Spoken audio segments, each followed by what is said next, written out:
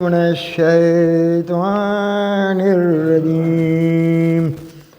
بسم الله الرحمن الرحيم. والشمس وضحاها والقمر إذا تلاها والنهار إذا جلاها والليل إذا يغشاها والسماء وما بناها والأرض وما طحاها ونفس وما سواها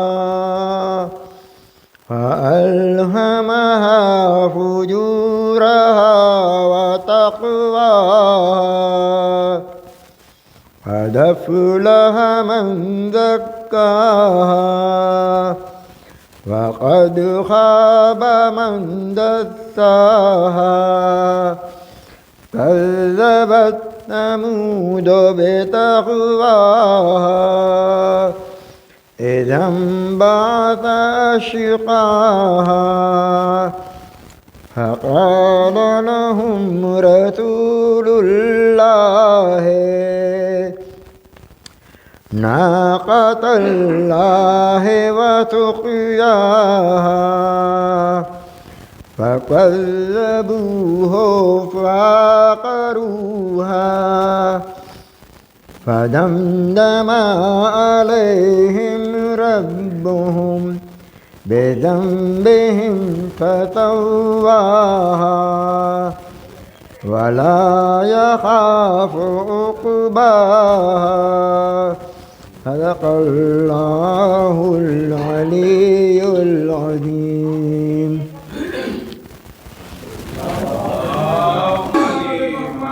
چند قطعات حاضر خدمت ہے مظفر بھائی اس کی اور کہ رنگ ماحول کا کردار پہ چھانے نہ دیا، رنگ ماحول کا کردار پہ چھانے نہ دیا، نور نے کھینچ لیا نار میں جانے نہ دیا. رنگ ماحول کا کردار پہ چھانے نہ دیا، نور نے کھینچ لیا نار میں جانے نہ دیا. اور وہ ٹوٹا ہوا شیشہ تھا جسے سرور نے ایسا جوڑا کہ کوئی بال بھی آنے نہ دیا. اور وہ ٹوٹا ہوا شیشہ تھا جسے سرور نے ایسا جوڑا کہ کوئی بال بھی آنے نہ دیا، ایسا جوڑا کہ کوئی بال بھی آنے نہ دیا. اور چار مصرع حاضر اسی سلسلے میں کہ ذہنوں میں جان پڑتی ہے، ذہنوں میں جان پڑتی ہے قتل انا کے بعد، ذہنوں میں جان پڑتی ہے قتل انا کے بعد، شہر وفا بھی آتا ہے دشت جفا کے بعد. ذہنوں میں جان پڑتی ہے قتل انا کے بعد، شہر وفا بھی آتا ہے دشت جفا کے بعد. اور یہ رات بیت جائے تو پھر ہر کو دیکھنا، سورج بہت چمکتا ہے کالی گھٹا کے بعد.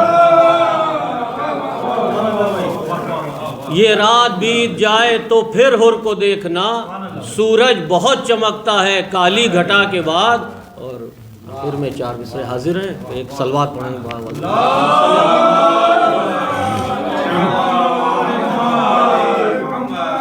جو بھی ان کے غلام ہوتے ہیں، جو بھی ان کے غلام ہوتے ہیں، وہ بڑے نیک نام ہوتے ہیں. جو بھی ان کے غلام ہوتے ہیں، وہ بڑے نیک نام ہوتے ہیں. پالتے ہیں جنہیں ابو طالب، وہ نبی یا امام ہوتے ہیں. پالتے ہیں جنہیں ابو طالب، وہ نبی یا امام ہوتے ہیں. وہ نبی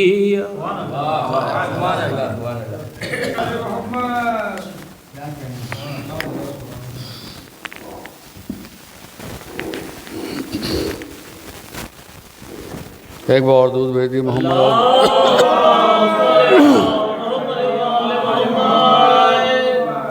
چار میں سے حاضر کر جناب حر کی شان میں بھی آپ نے پڑھا۔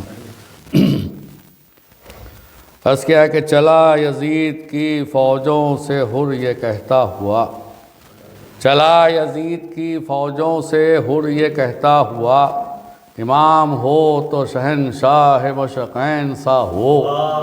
چلا یزید کی فوجوں سے حر یہ کہتا ہوا، امام ہو تو شہنشاہ مشرقین سا ہو۔ گناہ گار جہنم میں جا نہیں سکتا، خطائے بخشنے والا اگر حسین، خطائے بخشنے والا اگر حسین، خطائے۔ چلا یزید کی فوجوں سے حر یہ کہتا ہوا، امام ہو تو شہنشاہ مشرقین سا ہو۔ گناہ گار جہنم میں جا نہیں سکتا، خطائیں بخشنے والا اگر حسین سا ہو۔ دودھ بھیج دیے محمد والوں۔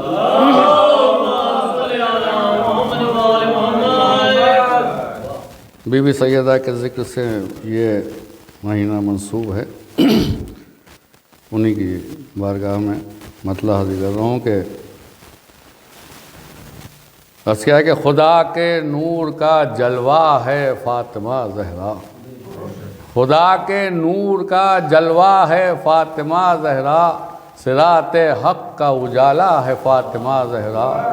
خدا کے نور کا جلوہ ہے فاطمہ زہرا، صراط حق کا اجالا ہے فاطمہ زہرا۔ دوسرا مطلب حاضر ہے کہ نبی کے جسم کا ٹکڑا ہے فاطمہ زہرا، نبی کے جسم کا ٹکڑا ہے فاطمہ زہرا، اور دل خدیجہ کبریٰ ہے فاطمہ زہرا، دل خدیجہ کبریٰ ہے فاطمہ زہرا۔ اور تیسرا مطلب بھی حاضر کر رہا ہوں کہ رسالتوں کو سہارا ہے فاطمہ زہرا، رسالتوں کو سہارا ہے فاطمہ زہرا، رسالتوں کو سہارا ہے فاطمہ زہرا، اور دل اور دعائے صلوات بھیج دی محمد۔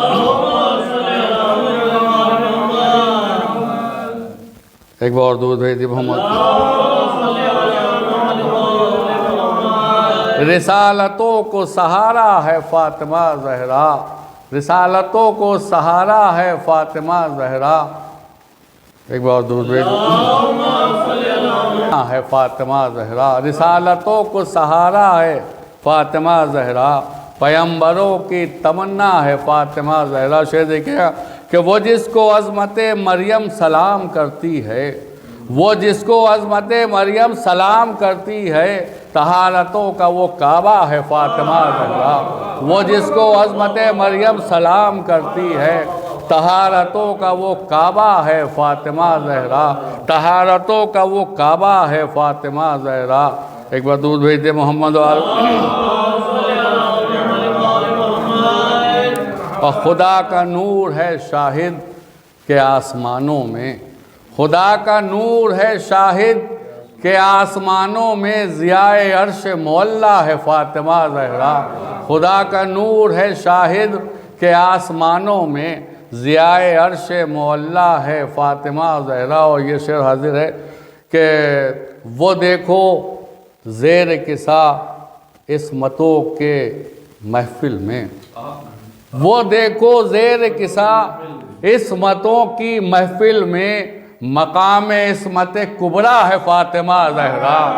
وہ دیکھو عصمتوں، وہ دیکھو زیر کسا عصمتوں کی محفل میں، مقام عصمت کبریٰ ہے فاطمہ زہرا۔ اور نبی کی زلفوں میں الجھے رہے جناب شیخ، نبی کی زلفوں میں الجھے رہے جناب شیخ، تبھی سمجھ نہ سکے کیا ہے فاطمہ زہرا۔ نبی کی زلفوں میں الجھے رہے جناب شیخ، تبھی سمجھ نہ سکے کیا ہے فاطمہ زہرا۔ مقطع حاضر کر رہا ہوں کہ در بطول سے کاظم میں ہٹ نہیں سکتا، در بطول سے کاظم میں ہٹ نہیں سکتا، میرے سجود کا قبلہ ہے فاطمہ زہرا۔ در بطول سے کاظم میں ہٹ نہیں سکتا، میرے سجود کا قبلہ ہے فاطمہ۔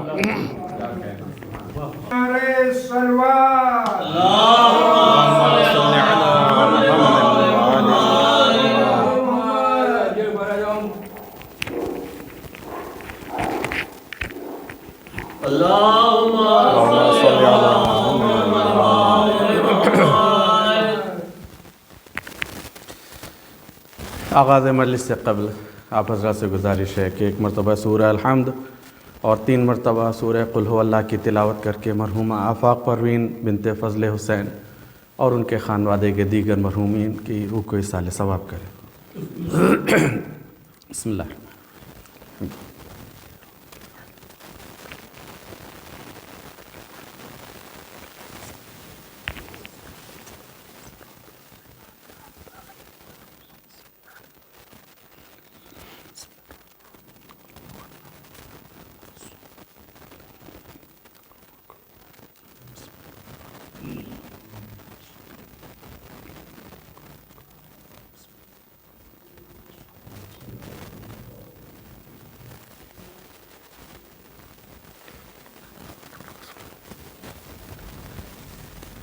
رحم اللہ من قرأ سورۃ الفاتحہ۔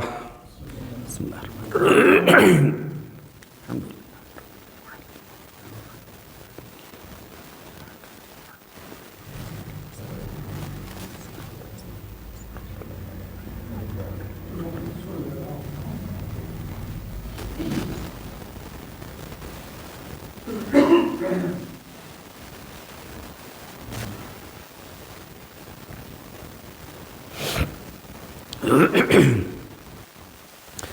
لا حول ولا قوة إلا بالله العلي العظيم۔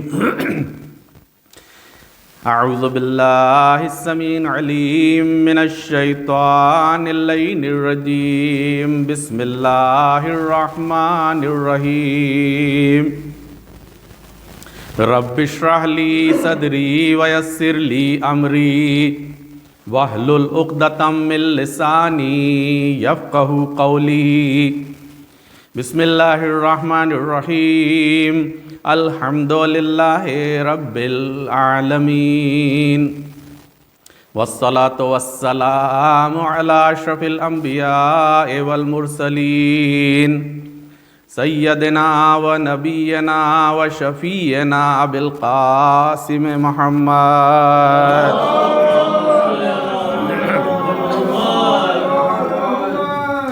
وأہل بیت الطیبین الطاہرین المعصومین،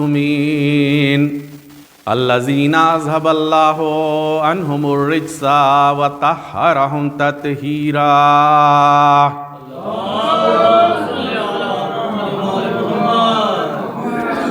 ولعنۃ اللہ علی اعدائہم اجمعین، من یومنا ھذا الی قیام یوم الدین، آمین یا رب العالمین۔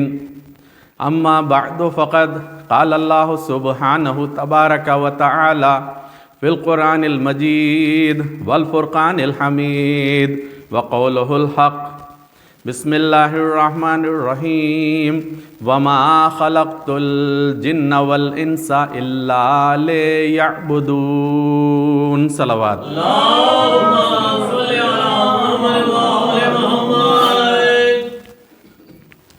مومنین کرام،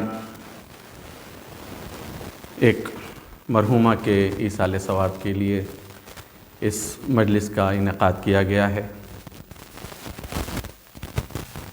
اور مجھے حکم دیا گیا کہ میں اس مجلس کو خطاب کروں۔ صاحبان علم کی موجودگی میں لب کشائی ایک مشکل مرحلہ ہوتا ہے، لیکن بہرحال بطفیل باب مدینۃ العلم یہ جسارت اور یہ جستجو کرنے کے لیے آپ حضرات کے سامنے حاضر ہوا ہوں۔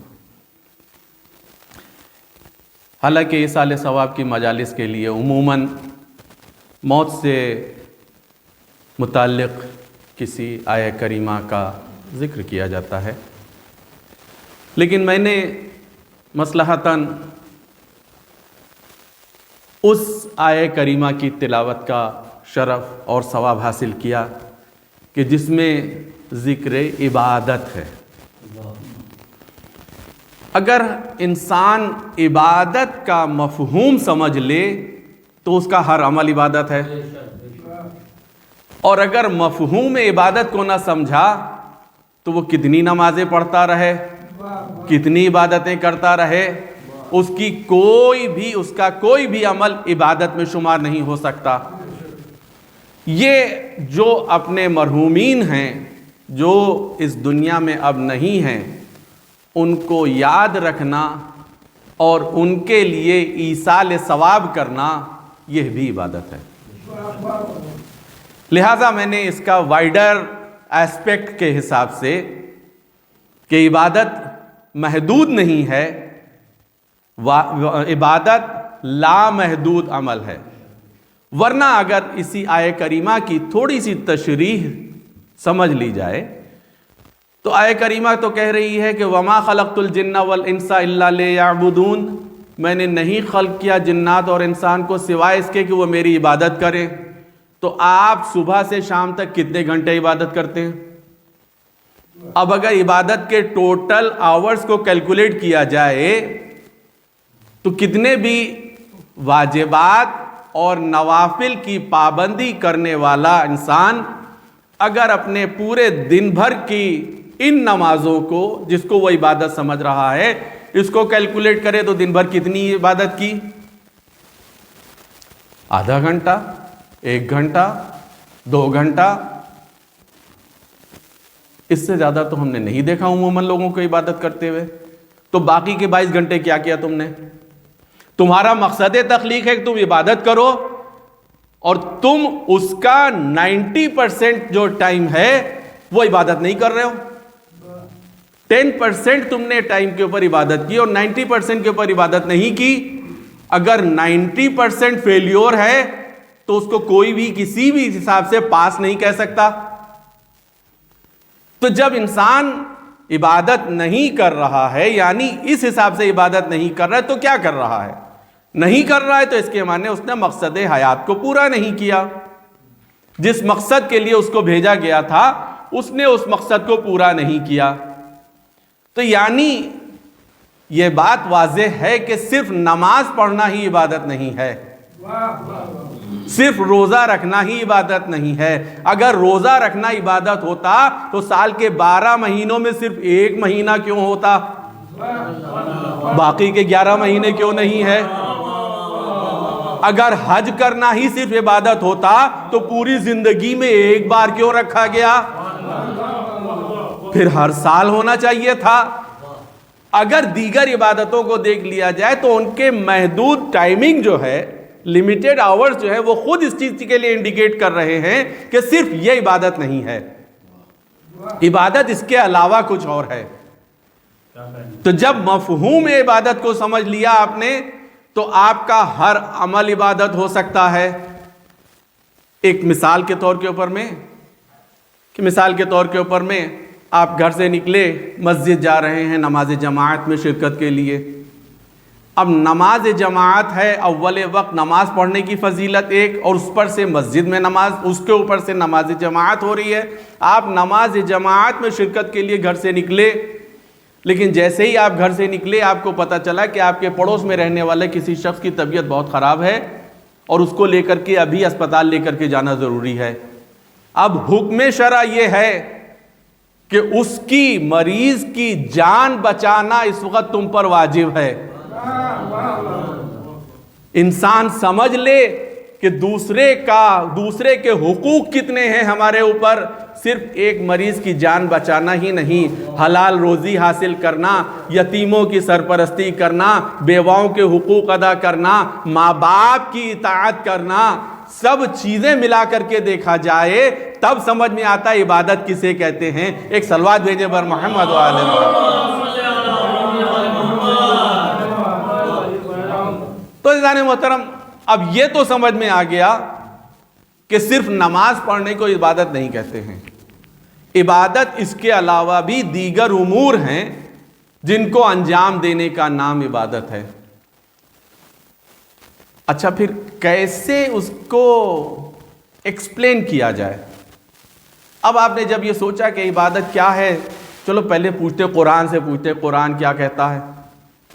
تو قرآن نے پہلے تو ایک یہ آیت پیش کی کہ دیکھو تم سمجھ لو تمہاری خلقت جو کی گئی ہے وہ اسی لیے ہے کہ تم عبادت ہی کرتے رہو، عبادت کے علاوہ کچھ نہ کرنا. تو میں کیسے عبادت کروں؟ سوال اس کا ہے کہ میں اس کے لیے خلق کیا گیا ہوں تو کیسے عبادت کروں؟ تو اب اس کا فارمولہ قرآن نے ہی بدلا دیا کہ دیکھو تم کو خلق کیا گیا ہے عبادت کے لیے، عبادت کرنا ہے تو اس کا فارمولہ یہ ہے کہ تم اطاعت کرنا سیکھو پہلے. یا ایھا الذین آمنوا اطیعوا اللہ واطیعوا الرسول واولی الامر منکم. اللہ کی اطاعت کرو، رسول کی اطاعت کرو اور اولی الامر کی اطاعت کرو. تمام مسلمان اس چیز کو تو سمجھتے ہیں کہ اللہ کی اطاعت کرنا، رسول کی اطاعت کرنا اور اولی الامر کی اطاعت کرنا یہ عبادت ہے. لیکن مسئلہ یہ ہے کہ اہل سنت اور اہل شیعہ میں بس فرق یہیں آ جاتا ہے کہ اولی الامر کون ہیں. اولی الامر کی وضاحت میں دوسرے فرقوں میں یہ کہا گیا کہ جو بھی صاحبان اقتدار ہیں وہ اولی الامر ہیں. ہمارے فرقے میں یہ نہیں کہا گیا. ہمارے فرقے میں اس کی وضاحت کی گئی ہے کہ اولی الامر کو پہچانو جن کو رسول نے پہچانوایا، یہ اولی الامر ہیں. یعنی اس کی اگر تفسیر چاہیے ہے تو اپنی تفسیر نہیں چلے گی، جو رسول اللہ بتائیں گے اس تفسیر کو ماننا پڑے گا. اچھا اللہ بھی جانتا تھا کہ یہ موقع ایسا ہے کہ جس میں آ کر کے جھگڑا ضرور ہوگا، ضرور جھگڑا کریں گے، تو اللہ نے اسی آیت میں اور آگے بھی اس کی وضاحت بھی کر دی. فَإِن تَنَازَعْتُمْ فِي شَيْءٍ، اگر تم میں اس چیز کے لیے کوئی تنازع ہے، کوئی جھگڑا ہے، کوئی ڈفرینس آف اوپینین ہے تو جھگڑنے کی ضرورت نہیں ہے. فَإِن تَنَازَعْتُمْ فِي شَيْءٍ فَرُدُّوهُ إِلَى اللَّهِ وَالرَّسُولِ إِن كُنتُمْ تُؤْمِنُونَ بِاللَّهِ وَالْيَوْمِ الْآخِرِ. اگر تم میں کوئی تنازع ہے تو اپنی اپنی تفسیریں گڑھنے کی ضرورت نہیں ہے. فَرُدُّوهُ ریفر کر دو إِلَى اللَّهِ وَالرَّسُولِ، اللہ کی طرف اور اس کے رسول کی طرف ریفر کر دو، وہ بتلا دیں گے تم کو. لیکن تم اللہ اور اس کے رسول کی طرف ریفر کرو گے تو اس سے پہلے ایک اور کنڈیشن ہے، ان کنتم تؤمنون باللہ والرسول، بس شرط یہ ہے کہ تم اللہ اور اس کے رسول پر ایمان رکھنے والے ہو. اما جو اللہ اور رسول پر ایمان رکھنے والا ہے وہی اللہ کی طرف ریفر کرے گا، اور جو منافق ہے وہ کہاں سے اس کی طرف ریفر کر دے گا؟ ایک صلوات بھیجئے بر محمد و آل محمد.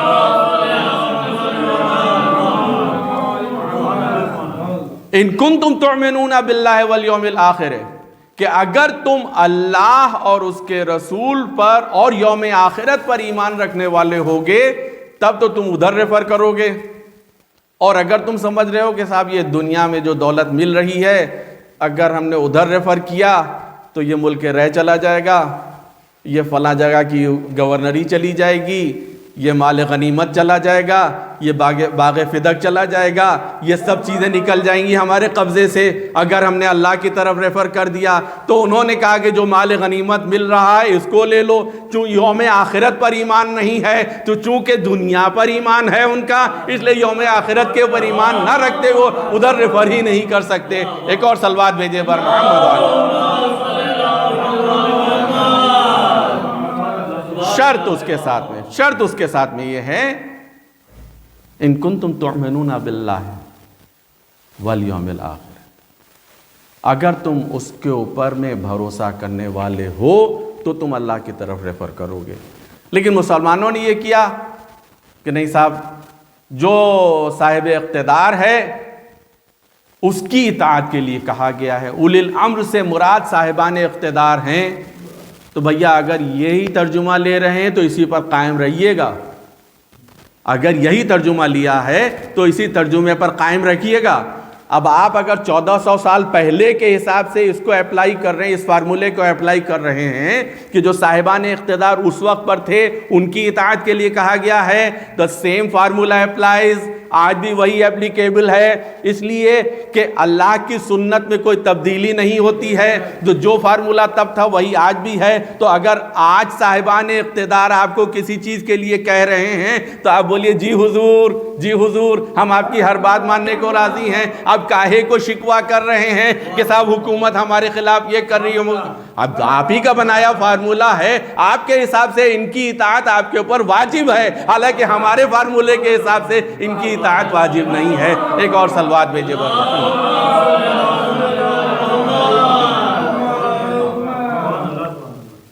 اب جب سمجھ میں آ گیا کہ اولی الامر کون ہیں، تب آپ کے لیے عبادت کرنا آسان ہو گئی۔ انہوں نے بتلایا، عمل کر کے بتلایا کہ عبادت کس کو کہتے ہیں، کس چیز کو عبادت کہتے ہیں۔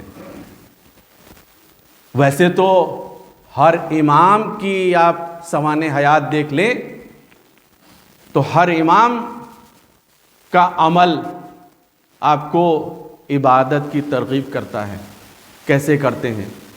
لیکن ان عبادت کرنے والوں میں جو سید الساجدین اور زین العابدین جسے کہا گیا، ایک صلوات بھیجے بر محمد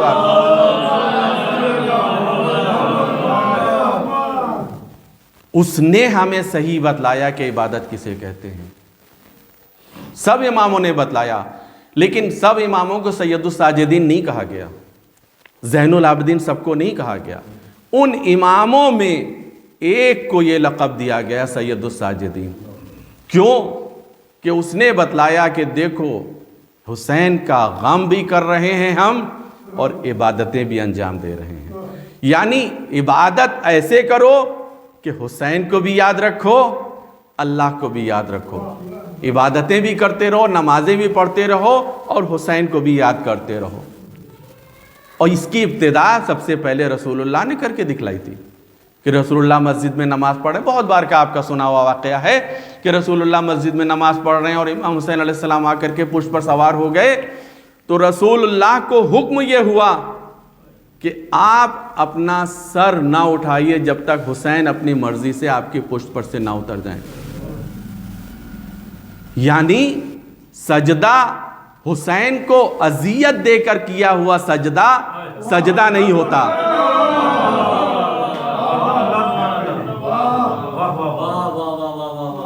اگر رسول اللہ سجدے سے سر اٹھا لیتے تو حسین کو اذیت ہو جاتی، چھوڑیے اذیت بھی نہ ہوتی، حسین کی مرضی کے تو خلاف ہو جاتا۔ اللہ یہ بھی نہیں چاہتا کہ حسین کی مرضی کے خلاف کوئی عبادت کی جائے۔ حسین کی مرضی کے خلاف کی ہوئی عبادتیں کوئی عبادت نہیں ہے۔ نعرہ حیدری، نعرہ سلوات، اللہم صلی علی محمد وآل محمد۔ تو وہ کہ جو سید المرسلین ہیں ان کو حکم ہوا کہ آپ اپنے سجدے کو طول دیجئے یہاں تک کہ حسین اپنے آپ اپنی مرضی سے آپ کی پشت پر سے نہ اتر آئیں۔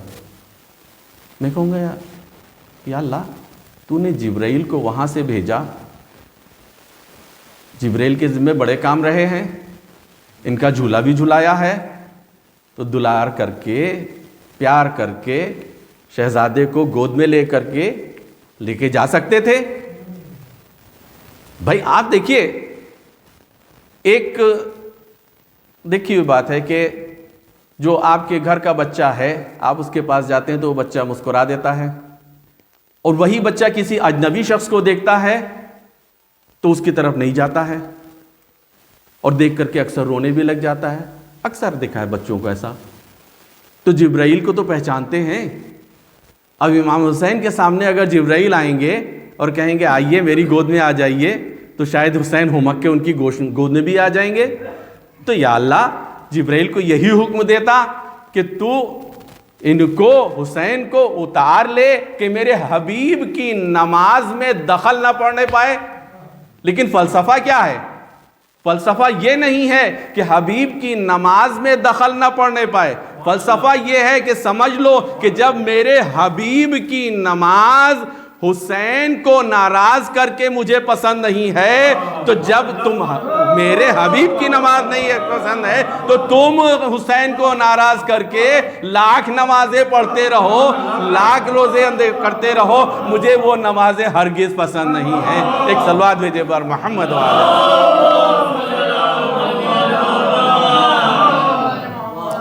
तो अब समझ में ये आया कि वो इबादतें सिर्फ अल्लाह को पसंद हैं कि जो हुसैन को राज़ी करके की जाएं, जो अहले बैत को राज़ी करके इबादतें की जाएं, जो इनकी खुशनुदी के साथ इबादतें की जाएं। और जो अगर कोई ये कहे कि साहब हम इबादतें कर रहे हैं, तो अब आप बताइए कि आपसे ज़हरा राज़ी थी कि नहीं राज़ी थी? जिनसे ज़हरा राज़ी नहीं, जिनसे अहले बैत राज़ी नहीं, तो उनकी इबादतें कहाँ से अल्लाह पसंद कर लेगा? इसलिए कि ज़हरा अलग नहीं है, जनाब सैयदा अलग नहीं है। जनाब सैयदा तो जुज़्वे रिसालत हैं। फातिबतो बेज़तुम मिन्नी, ये मेरा जुज़ है। और उसके लिए तो ये कहा गया जिसने फातिमा को अज़ियत दी उसने मुझे अज़ियत दी। रसूलुल्लाह कह रहे हैं जिससे फातिमा राज़ी उससे मैं राज़ी, और जिससे रसूल राज़ी उससे अल्लाह राज़ी। यानी जिससे फातिमा राज़ी उससे अल्लाह राज़ी, और जिससे फातिमा नाराज़ उससे अल्लाह नाराज़। अब जिससे फातिमा नाराज़ वो कितनी भी इबादतें करे, अल्लाह उससे कहाँ से राज़ी हो जाए? लाख आप ज़िंदगी भर रज़ी अल्लाह ताला कहते रहें, अल्लाह कहाँ से राज़ी हो जाएगा? पहले फातिमा को राज़ी करो, फिर अल्लाह से कहो रज़ी अल्लाह ताला अन्हु। एक सलवात भेजे बर मोहम्मद वाले।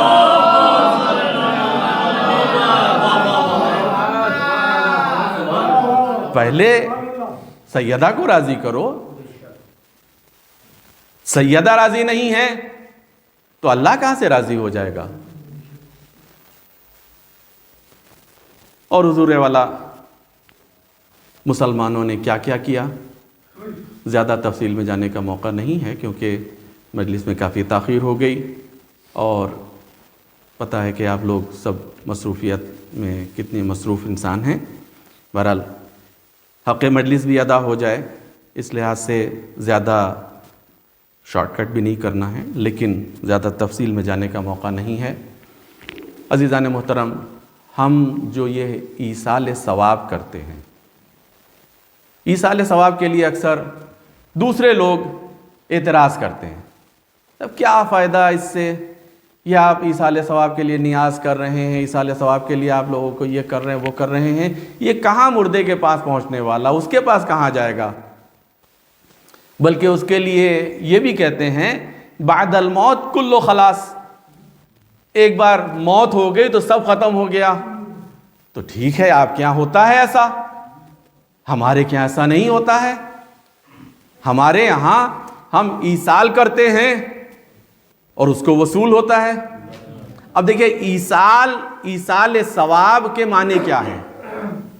ईसाल करने के माने ये है कि हम किसी को कोई प्रेजेंट कर रहे हैं, कोई चीज़ भेज रहे हैं। अब कोई चीज़ प्रेजेंट करने के लिए आप हमारे सामने मौजूद हैं, हमें कुछ देना है, हमने आपको दिया, आपने वसूल कर लिया, आपने कहा थैंक यू, वसूल हो गया आपको। हमने दिया, आपको मिल गया, ईसाल हो गया। हमने ईसाल किया, आपको वसूल हो गया। लेकिन यही अगर आपकी थोड़ी सी ज्योग्राफिकल डिस्टेंस आ गई कि आप यहाँ पर नहीं हैं, आप थोड़ा कहीं दूर हैं, तो अब हम आपके पास कैसे भेजेंगे?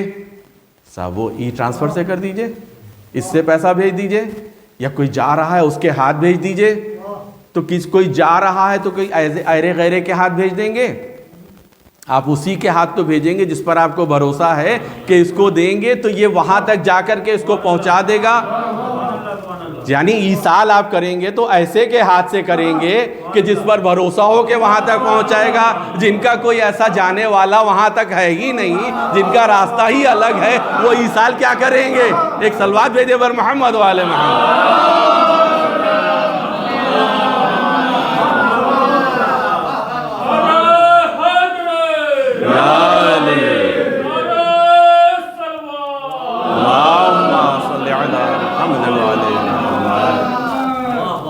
تو آپ نے یہاں سے کسی کے ذریعے بھیجا، جس کے ذریعے بھیجا تھا وہ کوئی آتھینٹک پرسن تھا، آپ نے اس کو دیا کہ بھیا تم بمبئی جا رہے ہو، وہاں پر ہمارے فلاں بھائی ہیں، ان کو جا کر کے تم یہ پیسہ دے دینا۔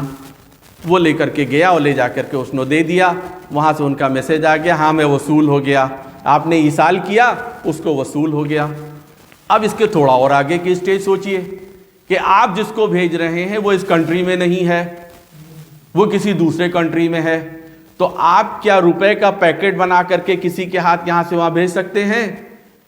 پتہ چلا کہ آپ کنٹری کے باہر اگر بھیج رہے ہیں تو فارن ایکسچینج ریگولیشن ایکٹ اس میں اپلیکیبل ہوتا ہے، آپ انڈیا کی کرنسی باہر نہیں بھیج سکتے ہیں۔ تو اب کیا کیا جائے؟ اب بھیجنا ہے تو ایسی کرنسی میں بھیجا جائے جو وہاں پر مل سکے اس کو، اور ایسی کرنسی میں بھیجنے کے لیے کسی ایسے ذریعے سے بھیجا جائے، جیسے ای ٹرانسفر کیا جائے یا RTGS کیا جائے، آج کی لینگویج میں بتایا جائے کہ اس طریقے سے بھیجا جائے تاکہ اس کے اکاؤنٹ میں پہنچ جائے، اس کے پاس تک پہنچ جائے۔ جب تک یہ دوری آپ کے پہنچ میں ہے تب تک تو آپ وہاں بھیج دیں گے۔ اگر اس کے اور آگے کی منزل آ گئی کہ اب وہ کسی ایسے کنٹری میں بھی نہیں ہے جہاں یہاں کی کرنسی چلتی ہو، وہ ایسے کنٹری میں ہے جہاں یہاں کی کرنسی نہیں چلتی ہے، تو اب کیسے وہاں پر بھیجا جائے؟ تو آپ کہیں گے بھیا وہاں بھیجنے کے لیے ضروری ہے ایک ہی آتھینٹک سورس ہے کہ اہل بیت کے ذریعے سے بھیجا جائے، ان کا نیٹ ورک یہاں بھی چلتا ہے وہاں بھی چلتا ہے، ان کے ذمے کریں گے تو وہاں مرحومین کو اس کا ثواب مل جائے گا۔ ایک اور صلوات بھیجے بر محمد والے۔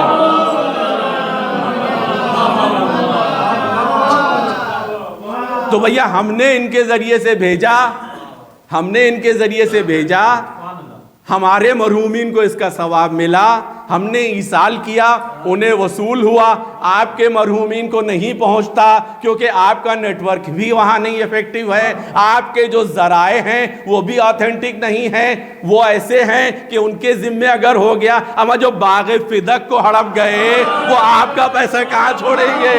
ایک اور صلوات بھیجے پر محمد والا۔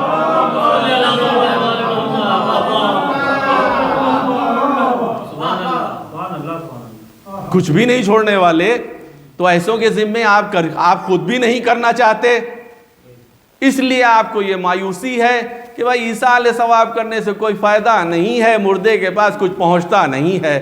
آپ کے مردے کے پاس نہیں پہنچتا، اس لیے آپ ہم کو کیوں ڈسکریج کر رہے ہیں؟ ہمارے مردے کے پاس پہنچتا ہے، ہمیں اس کا ایکنالجمنٹ ملتا ہے، ہمیں ملتا ہے، اسی لیے ہم لوگ اور کرتے ہیں۔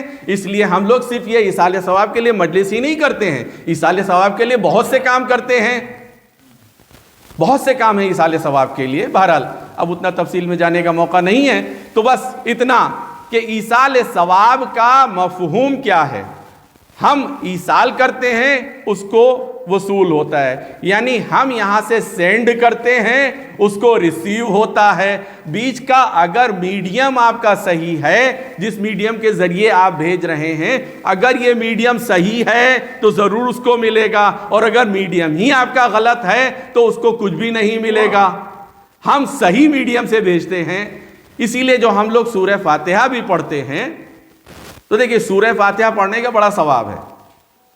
آپ نے سورہ الحمد پڑھا، آپ نے سورہ قل هو اللہ پڑھا، بہت ثواب ہے ان سوروں کی تلاوت کا۔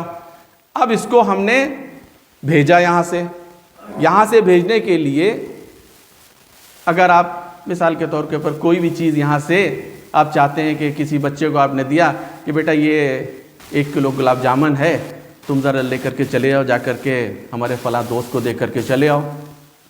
اس نے لیا، وہ ڈبہ لیا اور لے کر کے سائیکل کے اوپر آگے لٹکا دیا۔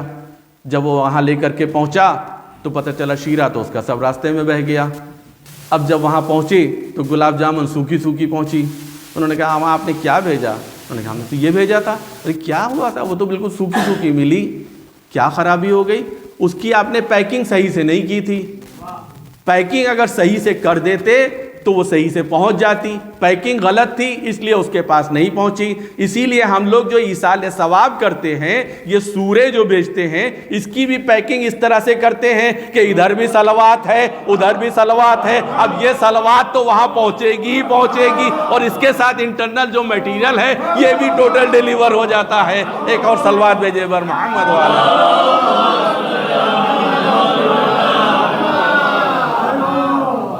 تو یہ ہماری اس کی پیکنگ ہے کہ ہم صلوات میں دونوں طرف سے لپیٹ کے، ادھر بھی صلوات ادھر بھی صلوات، اور بیچ میں اس کا ثواب ہم اس طریقے سے ایصال کرتے ہیں، اور جس کو بھیجتے ہیں اس کو ریسیو ہوتا ہے.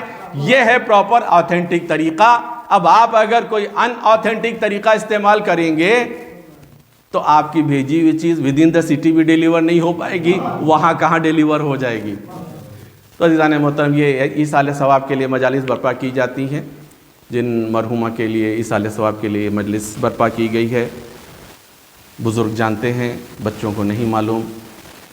اسی شہر لکھنؤ کے رہنے والے وہ لوگ، اسی ہاتھ کمال جمال میں رہے وہ لوگ، ان کے بھائی بھی رہے یہاں پر. بعد میں وہ لوگ باہر چلے گئے، لیکن وہاں رہنے پر بھی، کینیڈا میں رہنے پر بھی، وہاں سے بھی انہوں نے یہ چاہا کہ ایصال ثواب کی مجلس یہاں برپا کی جائے. لکھنؤ میں ایصال ثواب کی مجلس برپا کرنے کے لیے وہاں سے انہوں نے میسیج بھیجا. اس میسیج کی بنا پر یہاں پر مجلس کا انعقاد کیا گیا. اللہ مرحوم کے اور ان کے خانوادے کے تمام مرحومین کے درجات بلند کرے، اور ان کو جوار معصومین میں جگہ عنایت فرمائے.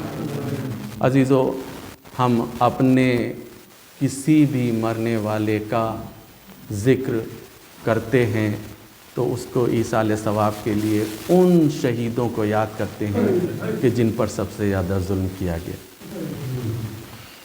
عزیزان محترم، ابھی آپ نے جیسا کہ مجلس سے قبل اشعار میں آپ نے سنا کہ یہ مہینہ جو گزرا ہے یہ جناب سیدہ سے منسوب، جس مہینے میں جناب سیدہ کی ولادت بھی اور شہادت بھی دونوں.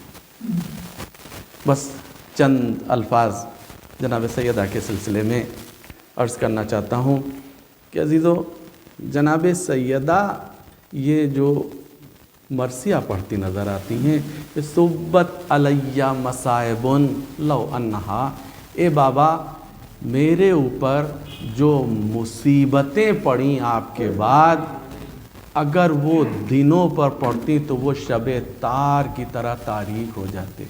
یہ سن لینا بڑا آسان ہے، لیکن ذرا سا دیکھیں، مصائب ایسی چیز ہے کہ جس کے لیے کچھ بیان کرنے کی ضرورت نہیں ہے. مصائب کے لیے تصور شرط ہے. آپ اس کو ایک ذرا نفسیاتی پہلو سے آپ سوچئے کہ وہ شہزادی کہ جو ابھی چند دنوں پہلے رسول اللہ مسجد سے نکلے تو ان کے ساتھ رسول کے ساتھ صحابی بھی ہیں، اور آ کر کے در فاطمہ پر آ کر کے سلام کر رہے ہیں. رسول اللہ سلام کر رہے ہیں، رسول کے صحابی، رسول کے ساتھی آ کر کے سلام کر رہے ہیں. یعنی وہ شہزادی کہ ابھی چند دنوں پہلے کہ جس کی اتنی منزلت کہ سب آ کر کے اس کو سلام کر رہے ہیں، ادھر رسول کی آنکھ بند ہونا ہے کہ وہی شہزادی ہے کہ اس پر اس طریقے سے مظالم کیے جا رہے ہیں. کیا کیا مظالم نہیں ہوئے شہزادی پر. ایک واقعہ سنیے. ایک بار جناب سیدہ نے جناب امیر المومنین سے ایک سوال کیا، اے ابو الحسن، میں نے سنا ہے کہ مدینے کے لوگ آپ کو سلام نہیں کرتے. علی نے جواب دیا، اے بنت رسول، سلام کرنا تو دور کی بات، لوگ میرے سلام کا جواب بھی نہیں دیتے ہیں، اور بلکہ مجھ کو دیکھ کر کے اپنا رخ دوسری طرف کر لیتے ہیں. آپ بتائیے سائیکولوجیکلی کتنا بڑا پنشمنٹ ہے کہ وہ شخص کہ جو امیر المومنین ہے اس کے سلام کا جواب نہیں دے رہے ہیں. شہزادی کو کتنا افسوس، کتنی تکلیف تھی. اور اس کے بعد وہ منزل بھی کہ جس وقت کے اوپر میں لوگوں نے آ کر کے شہزادی کے گھر کے دروازے پر لکڑیاں جمع کرنا شروع شروع کی. ایک بار شہزادی نے سوال کیا کہ ارے تم یہ کیا کر رہے ہو؟ انہوں نے کہا کہ ہم اس گھر کو آگ لگا دیں گے. شہزادی نے سوال کیا ارے اس گھر میں تو چھوٹے چھوٹے بچے حسن اور حسین بھی ہیں, کیا تم اس گھر کو آگ لگا دو گے؟ انہوں نے کہا ہمیں اس سے کوئی پرواہ نہیں, ہم پھر بھی اس گھر میں آگ لگا دیں گے, علی کو میرے حوالے کرو, علی کو ہمارے حوالے کرو. لیکن شہزادی نے جب اس میں منع کیا تو انہوں نے اس میں دروازے میں آگ لگا دی, اور آگ لگانے کے بعد جلتا ہوا دروازہ اس طرح سے شہزادی پر گرایا گیا کہ بطن میں جو بچہ تھا جناب محسن کی شہادت ہوتی ہے. عزیزوں, جناب سیدہ کی پسلیاں اس طرح سے ٹوٹی کہ دہنی پسلیاں بائیں طرف نکل گئیں. آپ نے یہ تو سنا ہے مصائب میں کہ شہزادی 18 سال کی سن میں عصا کا سہارا لے کر کے چلتی تھی, لیکن ذرا اس کا تصور بھی کیا ہے. ایک بار ایک جگہ کے اوپر مجلس ہو رہی تھی, ذاکر نے جب شہزادی کے مصائب بیان کیے اور یہ کہا کہ شہزادی کی پسلیاں اس طریقے سے ٹوٹ گئی تھیں, جو لوگ بیٹھے ہوئے تھے مومنین نے خوب گریہ کیا. لیکن جب مجلس ختم ہو گئی, سب لوگ چلے گئے, تو ایک شخص ایسا تھا کہ جو اس کے بعد بھی بہت دیر تک روتا رہا. تو کسی نے اس سے پوچھا اے بھائی مجلس تو ختم ہو گئی, سب تو چلے گئے, آپ کیوں ابھی تک رو رہے ہیں؟ اس نے کہا کہ میں ہڈی کا ڈاکٹر ہوں, ارے مجھے پتا ہے کہ جسم کے کسی بھی حصے میں اگر چوٹ لگتی ہے, کیسی بھی ہڈی ٹوٹی ہو وہ ٹھیک ہو سکتی ہے, لیکن اگر پسلی ٹوٹ جاتی ہے تو انسان کے لیے سانس لینا دوبھر ہو جاتا ہے. ارے اس کو ذرا سی بھی اگر کھانسی آتی ہے تو اس کی پسلیاں تو درد کرتی ہیں. ارے ہماری شہزادی نے کیسے اپنی زندگی کو گزارا, ایسے میں بھی عبادتیں کرتی رہیں, کیسے عبادتیں کرتی رہیں, عصا کا سہارا لے کر چلتی رہیں. جب آخر وقت آیا تو وصیت یہ کی میں حجرے میں جا رہی ہوں, جب تک میری آواز تسبیح آتی رہے سمجھنا کہ میں زندہ ہوں, آواز تسبیح بند ہو جائے تو سمجھ لینا میں دنیا سے چلی گئی ہوں. ایک بار شہزادی جب اس دنیا سے رخصت ہو گئیں, شہزادے گھر میں آئے. بس اب کی زحمت کو تمام کرنا چاہتا ہوں کہ شہزادے گھر میں آئے, جناب امیر المومنین نے حسب وصیت جناب سیدہ کو غسل و کفن کیا. اس کے بعد بچوں سے کہا یہ بچوں آؤ اپنی ماں سے رخصت ہو لو. ایک ایک کر کے سب آتے گئے, ماں سے رخصت ہوتے رہے. امام حسین نے کہا جب تک میری ماں مجھے نہیں بلائے گی میں نہیں آؤں گا. یہ سننا تھا کہ ایک بار بندے کفن کھلا, شہزادی کے ہاتھ بلند ہوئے, اے میرے لال آ میرے کلیجے سے لگ جا.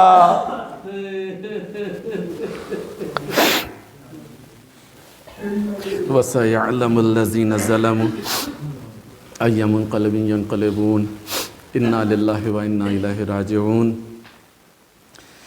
پالنے والے ہماری اس عبادت اعضاء کو قبولیت کا درجہ عطا کرنا, اس کا ثواب مرحومین جن کے ایصال ثواب کے لیے یہ مجلس برپا کی گئی ہے, آفاق پروین بنت فضل حسین اور ان کے خانوادے کے دیگر مرحومین مومنات کی قبروں میں اس کا ثواب پہنچے.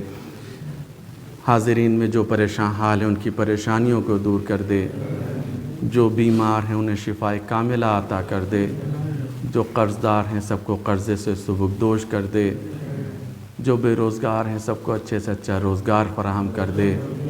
دعاؤں میں دعا یہ ہے کہ امام زمانہ کے ظہور میں تعجیل کرنا اور ہمیں ان کے اعوان و انصار میں شمار کرنا. آپ حضرات سے گزارش ہے کہ ایک مرتبہ سورہ الحمد اور 3 مرتبہ سورہ قل هو اللہ کی تلاوت کر کے مرحومہ آفاق پروین بنت فضل حسین اور ان کے خانوادے کے دیگر مرحومین کی روح کو ایصال ثواب کریں. بسم اللہ الرحمن الرحیم.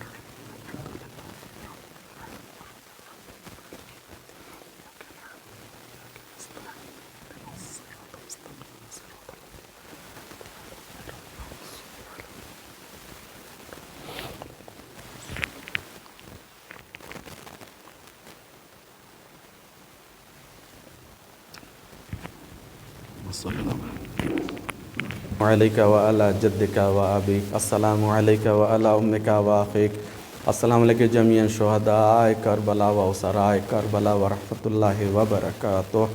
السلام علیکم یا غریب الغرباء، السلام علیکم یا معین الضعفاء والفقراء، السلام علیکم یا شمس الشموس، السلام علیکم یا انیس النفوس، السلام علیکم ایھا المدفون بعرض طوس، السلام علیکم یا مغیث الشیعۃ والزوار فی یوم الجزا، السلام علیکم یا سلطان العرب والعجم، السلام علیکم یا ابا الحسن یا علی ابن موسیٰ الرضا، روحی و جسم لک الفدا ورحمۃ اللہ وبرکاتہ، السلام علیکم مولانا یا صاحب العصر والزمان، الامان الامان الامان من فتنة الزمان، السلام علیکم یا خلیفۃ الرحمن، السلام علیکم یا شریک القرآن، السلام علیکم یا مظہر الایمان، السلام علیکم یا امام الانس والجان، السلام علیکم یا امام زماننا ھذا، عجل اللہ تعالی فرجک وسہل اللہ تعالی مخرجک وظہورک وجعلنا من انصارک واعوانک، السلام علیکم ورحمۃ اللہ وبرکاتہ۔